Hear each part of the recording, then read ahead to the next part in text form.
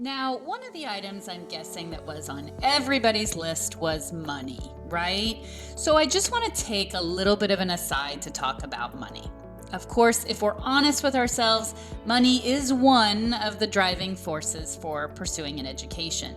It's definitely an extrinsic motivator. But we also know that money isn't the be-all, end-all, of course. It doesn't buy happiness. And in fact, later on in the semester, we're actually going to look at a concept called positive psychology.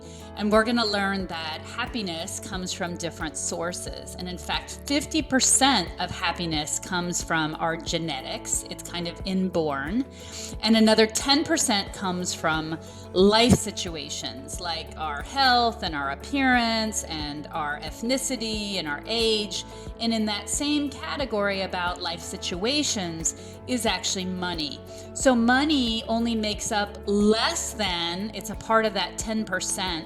And then another 40% of happiness comes from a bunch of other things that range from, doing things that you're passionate about and having really close positive relationships with other people to, being grateful and doing things for other people. So we're going to talk about happiness later in the semester.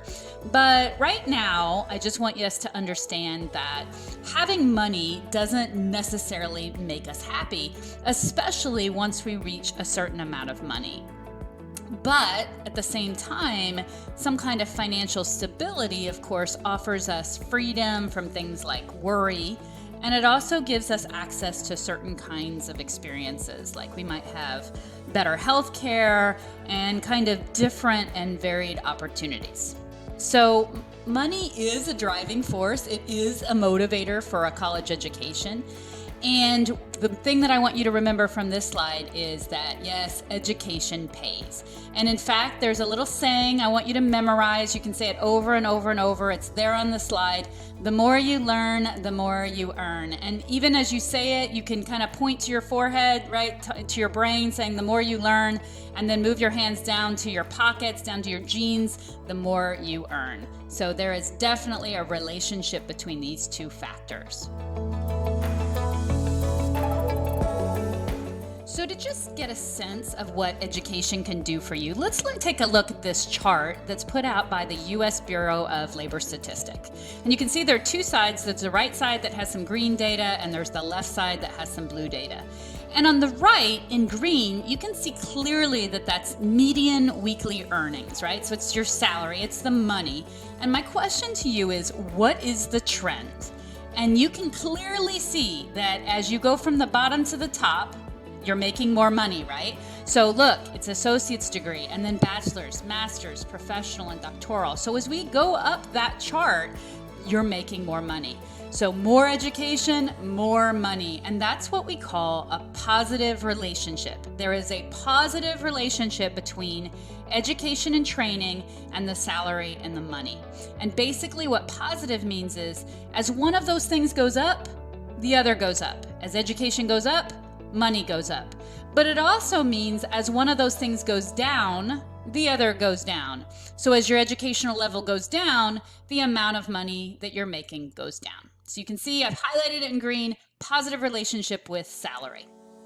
Now on the left-hand side in blue, we see something else. We see the unemployment rate. Unemployment means you lose a job, you don't have a job. And what's the trend there?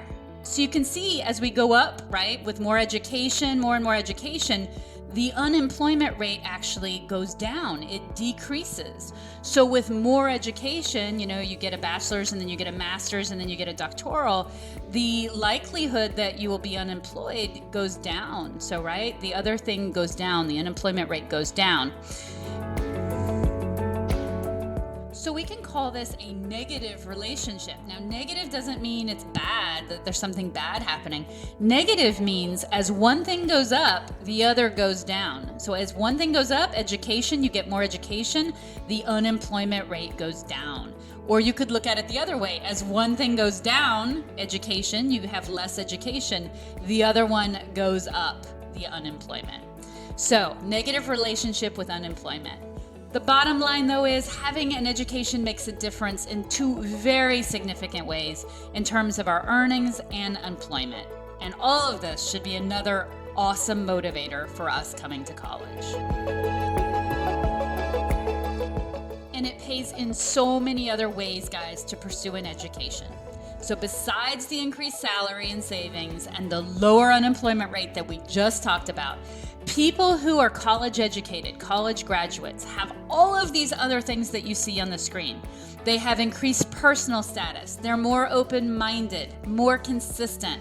They have better health for themselves and also their kids, and the life expectancy goes up. They have better consumer decision making.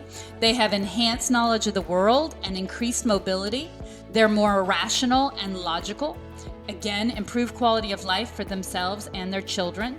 They're less authoritarian, meaning less controlling. They have decreased levels of prejudice. They're less racially prejudiced. They're more cultured, and they have more time for themselves, leisure, and more time for hobbies. So this list is huge, and there are definitely more reasons, more advantages to getting a college education. So let's go ahead and end today's lecture with a big congratulations to all of you. You've obviously made an investment in yourself, in your future, in your family's future, and also in the world community. So do we got motivation? Absolutely. So let's keep learning and growing and taking the steps that we need to earn those academic degrees.